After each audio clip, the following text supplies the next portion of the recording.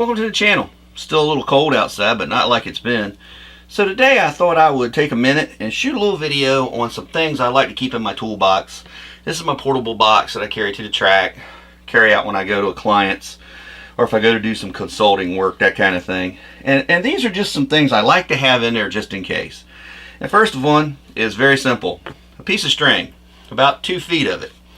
And this is in case you're doing a brake job or something. You need to tie a caliper up out of the way, or you need to tie the exhaust up while you adjust a header, that kind of thing. It's very indispensable to have it in your kit. It helps you out. Another thing that's great to have is a package of wire lead jumpers. You never know when you're going to need to extend your multimeter, just stick in a test wire, that sort of thing. Great addition to have around. While we're talking about wires, and I just threw everything in a little box here so I could bring it in with me. Multimeter, digital or otherwise, check batteries, check continuity. It's great if it's got a continuity tester on it, the little buzz features, a lot of people call it, so it goes beep if you touch the leads together. Another thing that's really good to have. Some electrical tape. Once again, something that's just good to have. It has so many uses. Now a few things that I like to keep. A good flat mill file, mill bastard, flat bastard, mill bastard, whatever you want to call it.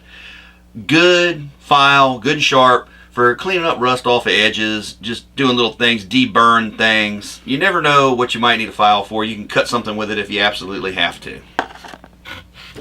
Along those same lines, I like to keep a little 2-inch clamp around. You can use it to attach to something to make somewhere to put your rope to hang that caliper on if you have to, or if you just need to tie something down to keep it from moving around.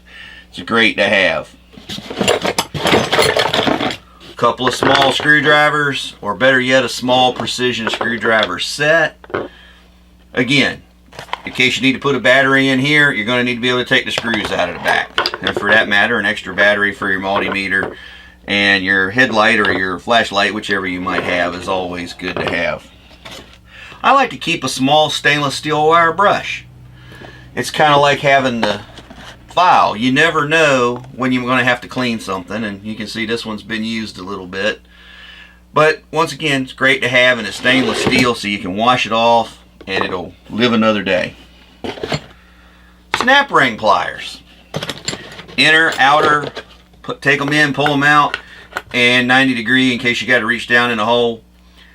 Again, one of those things that you never know when you're going to run into that job that requires it, and it's better to have it and not need it than it is to need it and not have it. Brake adjuster spoon. Now, this isn't as important as it once was because most cars have this brakes all the way around now.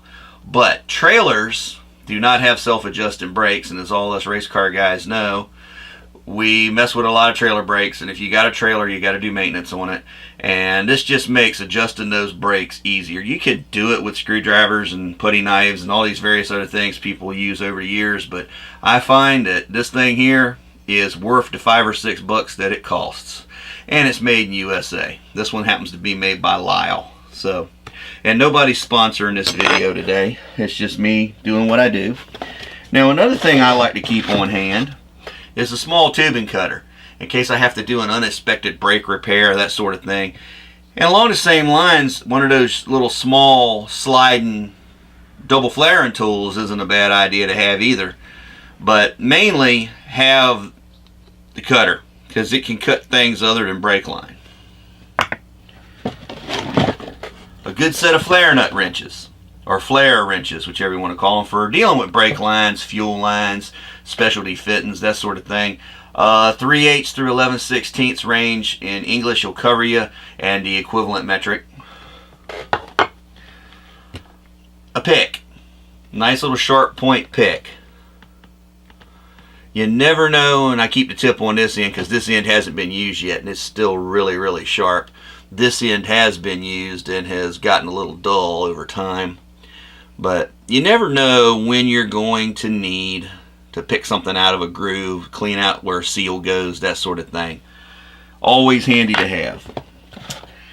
If you're fortunate enough to have your cordless drill with you, or your cordless drill primarily, I like to keep a set of these socket adapters so I can turn my drill into a nut runner You never know when it's going to save you a few seconds between rounds or whatever. Now the next two, I recommend in 1/4, 3/8, and 1/2 inch because they add versatility.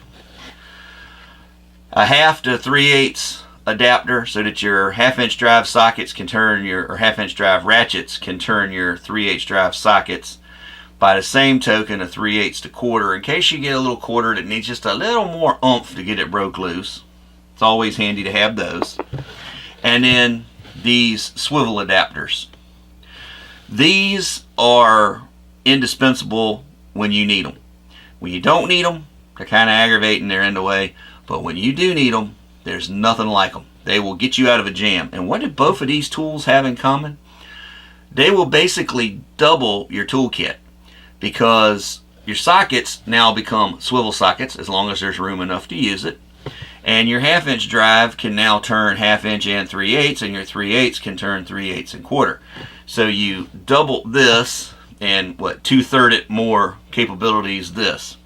So there you go. Just a real quick, some extra things I like to keep in my toolbox, especially at the track. Let me know what you think. Maybe we can do some more of these. Maybe I'll do a whole what's in my toolbox if that's something y'all would like to see. It's not really anything spectacular. Who knows? Maybe I got something in there that'll make you think or inspire you to go out and start building your own toolbox, toolkit, whatever you want to call it.